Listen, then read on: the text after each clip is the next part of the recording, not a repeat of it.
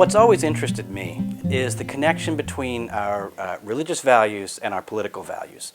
The question that has always interested me is how do people put together and make sense of their religious beliefs on the one hand, and then how do those religious beliefs, how do they put those religious beliefs together to make some sort of view on society and how society ought to be run. I got very interested in this notion of what we call the Jeremiad. The name is taken from, not surprisingly, from the Hebrew prophetic tradition, the prophet Jeremiah being the namesake. The prophet Jeremiah would lament that the community had fallen away from God and would give examples of how this had happened. And then, more importantly perhaps, call the community back to its covenant with God. We've fallen away. God is calling us back. We need to reform and repent as a community.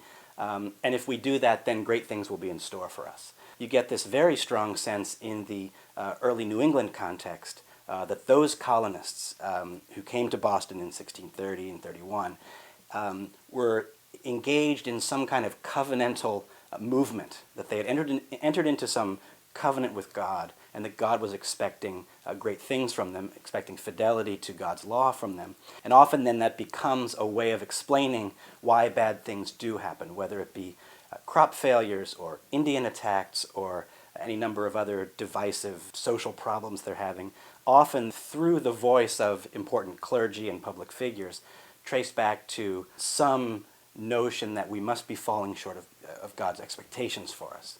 And that must be why these things are happening to us. The rise of the Christian right during the 1970s and the 1980s really did gain a lot of its power through the crafting of a very powerful narrative, a very powerful Jeremiad, about a nation that had been founded on Christian principles or Judeo-Christian principles. The argument was that through a number of important social developments, the United States had moved away from this Christian or Judeo-Christian founding.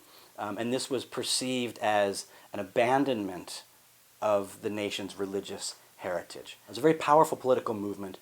It was in part responsible for the Reagan elections of 1980 and 1984, and really has become a significant voice, if not the significant voice, in the Republican Party even to this day. Religion really engages what we might call issues of ultimate concern. Is there an afterlife? And if so, what's it going to be like? And will what it's going to be like be shaped by how I behave or not? And in what way?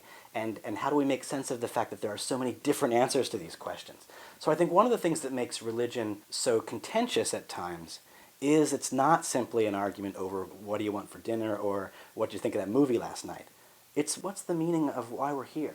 These kinds of questions don't always lend themselves to easy compromises. But I also think that we can overstate the conflictual nature of religion. If you watch, for example, the video of King's March on Washington, you'll see not only are there many whites in the audience, many whites wearing clerical collars, and so that was just one example of times where people of all sorts of religions, which may have radically different views on the nature of God or Jesus or whatever, came together sort of to seek a common purpose to improve people's lives right here and right now.